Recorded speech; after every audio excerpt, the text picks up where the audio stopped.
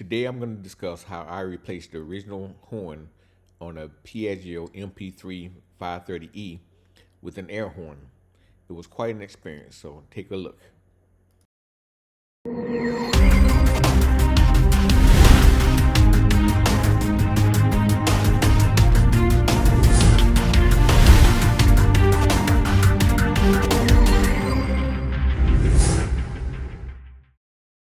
This is the sound of the standard horn. Kind of subtle, so I'm going to make it different so people can hear me and get out of my way. First start is trying to find out appropriate screws. It's like torch screws on each one of these. Then I'll have to pull out. I think I'm going to have to do the floorboard first, and then start moving the panels forward of that. The screws on the floorboards appear to be hexagonal, and the ones on the other panels appear to be star screws. Let's see. I'm sorry, I did not have all my camera equipment with me when I did this project, so I was not able to show you how I removed these panels. It was a pain in the butt though, because there's a lot of panels you have to take off first if you don't want to break anything. So be careful in what you're doing, but this is where the horn is located on the right hand side of the front of the scooter fairing. After I figure out how to remove the original horn, the new horn will not fit in the same spot because it's close tolerances and it's really a tight spot. So this is where I mounted it right above the right shock inside the fairing. I had to route the solenoid and extra wiring behind the extra components inside the fairing as well towards the center of the fairing. Okay, here's the moment of truth for my test.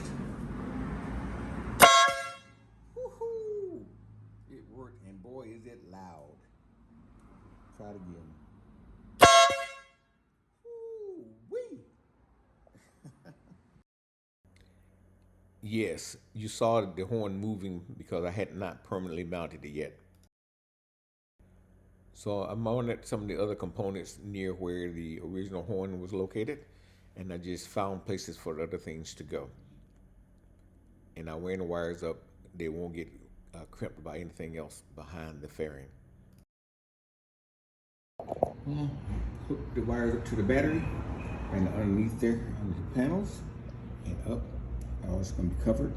This was the capacitor was placed where the horn used to be, and ran wires up to the horn.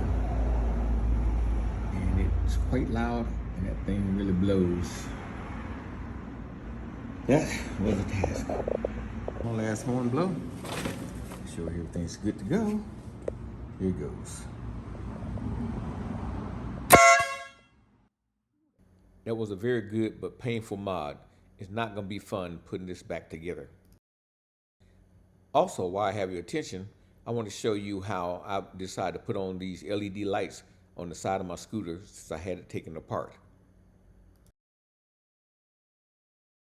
To do this mod, you have to access the battery and the fuses located inside this box, which is forward underneath the seat.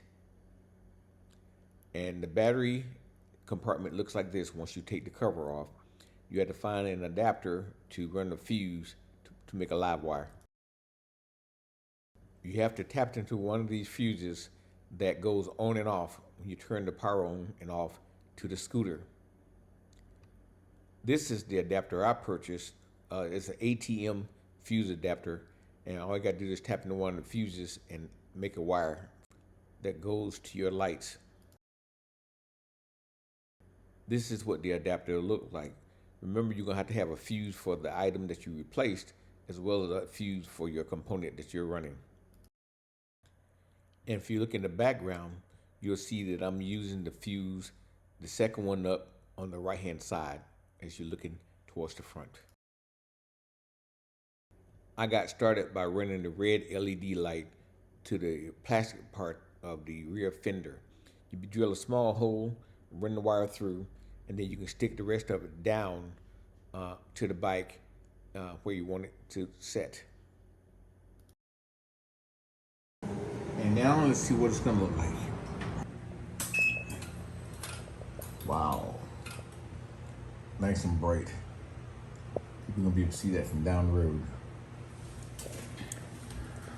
I go behind, you can see it. Yeah, that's gonna look nice all together. And here's a still of the back of the bike with both of the rear side lights installed, so you can see both of them as you from behind. Here with both of the rears wired up, nice and bright. LEDs all around. Now, the front was a little more difficult because of where you had to run the wires inside the fairing to get to this point, but it wasn't too hard to do, but it was still kind of odd. Plus, it appears that the previous owner had done some wiring in here that had to go and fix to get this to work. Now here's the front. LED light fits in nicely.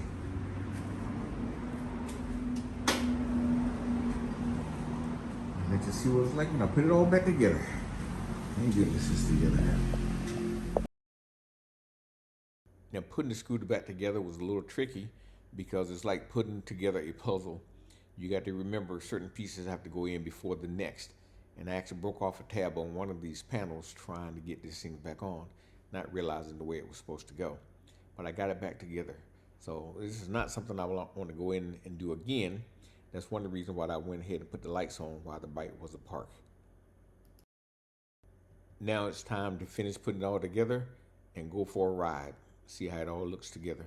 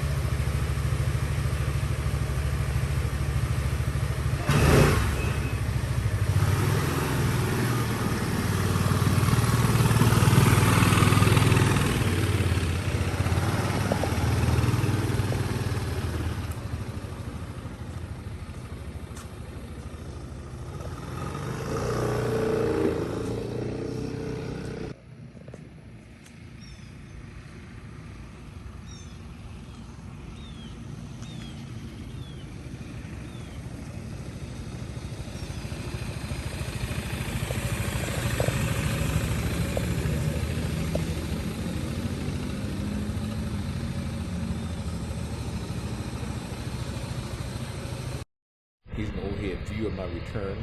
I think the bike looks nice. Thanks for watching. Take care.